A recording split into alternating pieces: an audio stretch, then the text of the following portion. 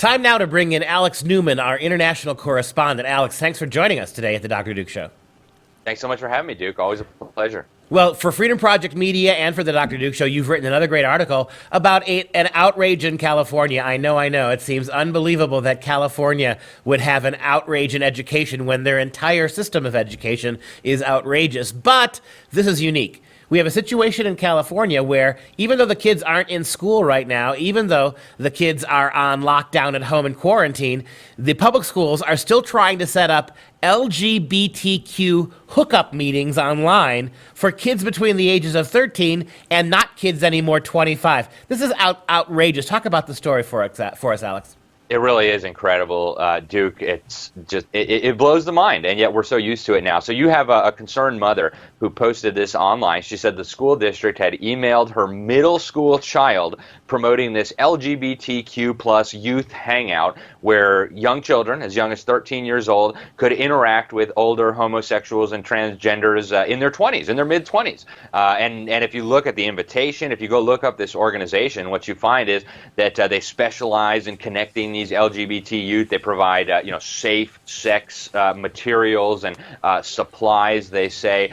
And it's tax funded and very, very nefarious. In fact, underneath the comment that was posted on Facebook, you just had dozens of commenters saying, "Hey, this sounds like a pedophile grooming operation. What in the world?" And I think they're right to be very suspicious.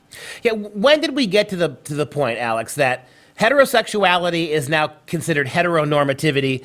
Typical heterosexual relationships, which are the building block of biology and of human culture and of religious faith, they are now toxic and discriminatory. But we're actually setting up online hookup dates for middle school kids. When did we, in the public schools, become so adamant that heterosexuality was exclusive? And now a situation where, because of that exclusivity, we have to find ways to literally plug middle schoolers and 25-year-old adults together to share their sexuality. It's a terrifying prospect, Duke, and what's even more terrifying is how quickly this happened. Even 10 years ago, this would have caused riots. This would have had people out in the streets at the school board meeting with the tar and feathers, ready to take these people down. And it just happened so quickly. And that's what I challenge parents. Think about what has happened just in the last 5 years. Now imagine what's coming in the next 5 years if we continue to tolerate this. And granted, I think the people who have been running the education system for decades, actually for generations, have had these types of objectives in mind over the long term. Now we're seeing the culmination of that. It's coming fast, it's coming furious, it's going to get more and more crazy unless and until parents put a stop to it. Yeah, many things you and I have pointed out over the last long decade where we've seen education really get much worse. It's because the stone is rolling downhill now, right? We're in a situation where progressives own every aspect of education. California in particular has basically no Republican, no conservative legislature whatsoever. Everything is rubber stamped. There is no real force in California politically to fight back against this. And so we find ourselves in a situation where the left is moving 100 miles an hour down the path of their agenda. We've got 30 seconds before we have to take a break, Alex. Give us a quick comment on how what's happening in California is heading to a school near you. Yeah, it's already happening, Duke. I just traveled the country last year, went to some of the most conservative states in the union, and teachers and school employees and parents said this same stuff is in our school here. This is a national problem, Duke. It's a national crisis, and what we're seeing is that the parents are being shut out. What really gets me is, as bad as this is, I can't get past the fact that you have school officials texting and contacting, emailing middle school kids. We'll be right back after the break to finish this conversation.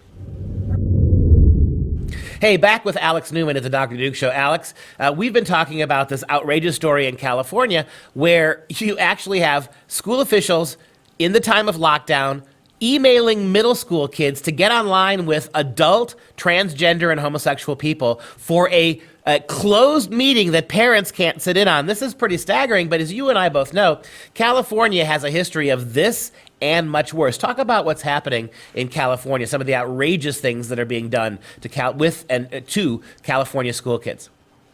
That's right, dude. this private web hangout for child and adult homosexuals and transgenders is just the latest example of this insanity. But we've been covering at Freedom Project Media, at my blog, The Newman Report there, we've been covering this insanity for many years now. And just last year, we broke a really, really important story. There was a school district in Southern California. We got it on video. The Informed Parents of California sent us the video. And we found out that the school administrators, the superintendent of curricula, was promoting this idea that child rape, right? In ancient Greece, grown men used to have sex with young boys, and they were promoting the idea, the superintendent of curricula, that this was a different sexual orientation that has existed throughout history, and so that's why we have to teach it to your children. We've got photos of classrooms in California where they're talking about pedophilia as a sexual orientation. We've got mandatory LGBT history lessons in California and several other states now where they teach the children to glorify this child rapist, Harvey Milk, who was, the first openly elected homosexual, and also a predator who was preying on children, some of whom went to commit suicide after the abuse they endured at this man's hands. It is crazy. It is out of control. There's no opt-out for all this. And, parents now are in despair. As parents realize what's going on here, they're just losing it, and rightfully so. You mentioned Harvey Milk and the revision of his history. He was a child rapist, literally a child rapist, Harvey Milk. We now have a Navy ship commissioned with his name on it, and it gives all new meaning to the village peoples in the Navy, right? How campy can you get? But it's even more than this, Alex. I mean, talk about some of the legislation that California, actual laws that California is trying to pass vis-a-vis this kind of behavior.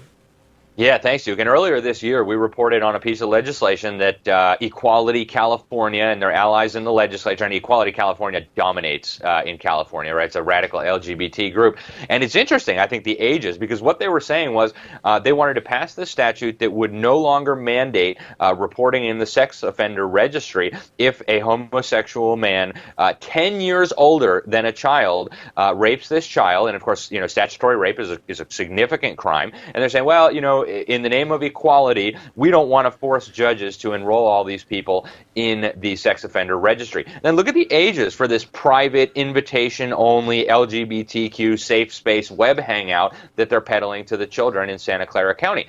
They're talking about 13-year-old children to 25-year-old adults coming together. Something fishy is going on here. Parents need to get to the bottom of it, and I think a lot of investigations need to be done here, and nefarious characters need to be exposed. Talk about that. We got about 50 seconds left. Talk about this lack of transparency that seems to be the norm for LGBTQ activists.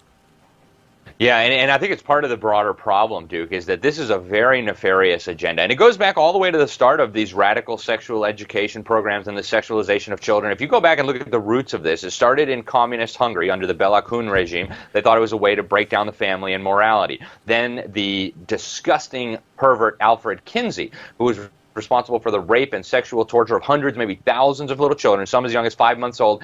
He said they were climaxing, these little babies that they were molesting and raping, and that therefore children were sexual from birth, and they needed to be basically educated into this radical sexuality as soon as possible. Kindergarten. This stuff is crazy, Duke, but when you dig in, you realize this is absolute evil. Shocking. It's another great story about a horrible situation in California. And the mom is right. Get your kids out now. Thanks, Alex.